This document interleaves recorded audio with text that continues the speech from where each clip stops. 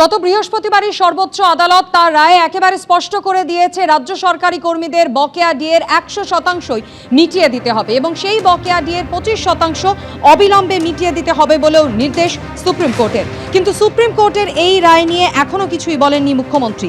DA কবে দেওয়া হবে, কতটা দেওয়া হবে, সরকারের সামনে আদৌ ফের সুপ্রিম কোর্টে যাওয়ার সংস্থান কি আছে, এখনো অবধি মুখে কুলু পেটেছেন মমতা বন্দ্যোপাধ্যায়।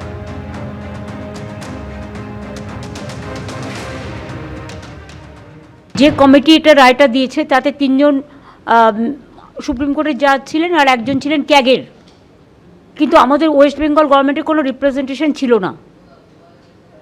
সেই জন্য আমরা এটা স্টাডি করে লয়ারদের সাথে কথা বলে আমরা অলরেডি একটা নেক্সট কোর্স অফ অ্যাকশনের জন্য একটা কমিটি তৈরি করেছি চিফ সেক্রেটারির নেতৃত্বে। তারা এটাকে স্টাডি করবে, রিভিউ করবে। আর এই প্রেক্ষিতেই এসআইআর নিয়ে প্রশ্ন তুলেছেন বিজেপি নেতা দিলীপ ঘোষ। তিনি বলছেন, রাজ্য তো চাইই না এসআইআর শেষ হোক, সরকারি কর্মচারীরা তারাও তো বিরোধিতা করছেন এসআইআর এর কাজ কি ঠিকঠাকভাবে শেষ হবে, প্রশ্ন তুলেছেন তিনি। দেখুন, যতক্ষণ না এসআইআর কমপ্লিট হচ্ছে তারপরে কি ভেবে কোনো লাভ নেই। বারবার এক্সটেনশন হচ্ছে, কারণ রাজ্য সরকার চায় না এসআইআরটা কমপ্লিট হোক, শেষ হোক বা হোক পশ্চিমবাংলায়। সেখানে যত রকম অসহযোগিতা করার করছে। বাকিটা তো নির্বাচন কমিশন বা সুপ্রিম কোর্টও বলেছেন যে এসআইআরে আটকানো যাবে না।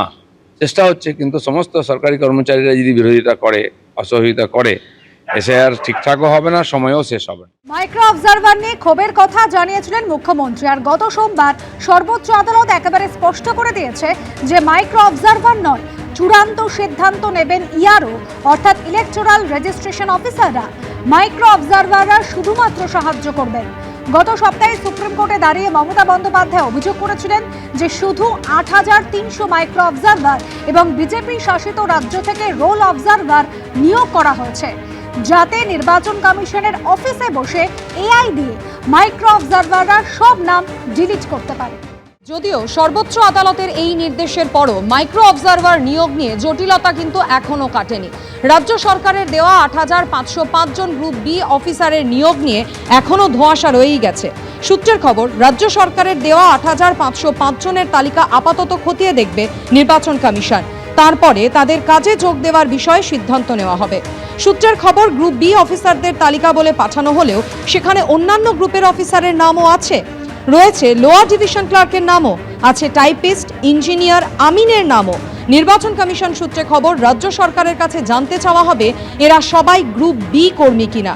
এদের মধ্যে অনেকে এইআরও হিসেবে কাজ করছেন, তাদের কিভাবে মাইক্রো অবজারভার হিসেবে নিযুক্ত করা হবে? সূত্রের খবর, সিইও দপ্তর থেকে রাজ্যের কাছে ওই ৮৫০৫ জন অফিসারের বায়োডেটা চাওয়া হয়েছে। রাজ্য সরকারের উত্তর না পাওয়া পর্যন্ত কাউকে নিয়োগ করা হবে না। কমিশনের সিস্টেমে লগ ইন করার জন্য এদের সবার নামে ইউজার আইডি এবং পাসওয়ার্ড ক্রিয়েট করতে হবে। তা করতেই অন্তত ৬ থেকে ৭ দিন সময় লাগবে। রাজ্যের বিরোধী দলনেতা শুভেন্দু অধিকারী তিনি অভিযোগ করেছিলেন গ্রুপ বি অফিসার বলে গ্রুপ সি অফিসারের তালিকা দিয়েছে রাজ্য সরকার। পাল্টা প্রতিক্রিয়া তৃণমূলের। এই ৮৫০০-র মধ্যে অসংখ্য মিথ্যা এবং অসত্য এবং গাইডলাইন ভায়োলেশন করে তারা এই কাজটা করেছে। এই নদিয়া জেলার সিরিয়াল ৫৫৬ থেকে ৫৩৬, এখানে নির্মাণ সহায়ক, স্বায়ত্তশাসন বডি, স্ট্যাটুটারি বডি, জিপিতে কাজ করেন। এরকম অসংখ্য নাম এখানে দেওয়া আছে। মৃত ব্যক্তি যিনি মৃত শুধু নয়, রিটায়ার করে গেছেন, তার নামও মুখ্যমন্ত্রীর বাহিনী, তাবেদার বাহিনী পাঠিয়ে দিয়েছে। নির্বাচন কমিশন যদি মনে করেন যে কোনো নাম তারা বদল চান, সেটাও তারা করতে পারেন, সেটাও সুপ্রিম কোর্টের রায়েই বলা আছে। সুতরাং যদি নির্বাচন কমিশন দেখেন যে কোথাও গন্ডগোল মনে হচ্ছে, তারা বলবেন, তাহলে সেই নাম বদলে দেওয়া হবে। কিন্তু উনি যে কথা বলছেন, ওনার কাছে যদি এত তথ্য থেকে থাকে, তাহলে উনি কোর্টে যান। উনি তো আদালত বান্ধব রাজনীতিবিদ, উনি তো সবসময় আদালত কেন্দ্রিক রাজনীতি করতে ভালোবাসেন। তো উনি কোর্টে যান, কোর্টে গিয়ে বলুন যে এই রাজ্য সরকার করেছে। এই নীতি করতে গেলে আগামী ২৬-এর বিধানসভা নির্বাচনে যদি জিততে চান, বিরোধী দলনেতা হিসাবে থাকতে চান, তাহলে মানুষের রাজনীতি করুন। এবিপি আনন্দ, এগিয়ে থাকে, এগিয়ে রাখে।